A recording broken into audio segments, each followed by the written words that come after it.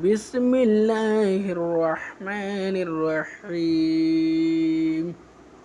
কিয়ামতের দিনে আল্লাহর সন্তুষ্টি লাভের আমল তিনবার পড়িবে।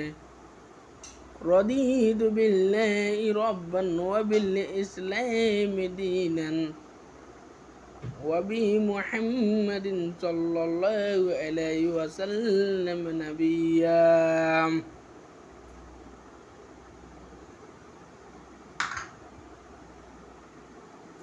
অর্থ, আল্লাহকে রব, ইসলামকে দিন ও মুহাম্মদ সাল্লাল্লাহু আলাইহি ওয়াসাল্লামকে নবীর রূপে গ্রহণ করে আমি সন্তুষ্ট। যেই ব্যক্তি এই দোয়া সকাল ও বিকাল তিনবার করে বলিবে, আল্লাহর কাছে তার অধিকার হয়ে যায় তাকে কিয়ামতের দিন সন্তুষ্ট করাম।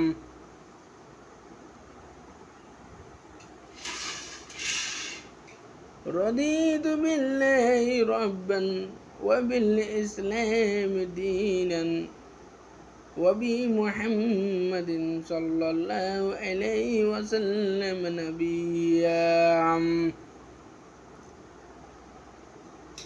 অনুবাদ,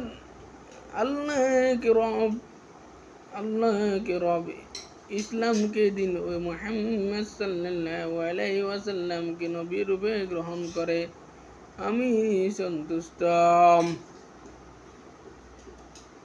যেই ব্যক্তি এই দোয়া সকাল ও বিকাল তিনবার করে বলবে, আল্লাহর কাছে তার অধিকার হয়ে যায় তাকে কিয়ামতের দিন সন্তুষ্ট করাম।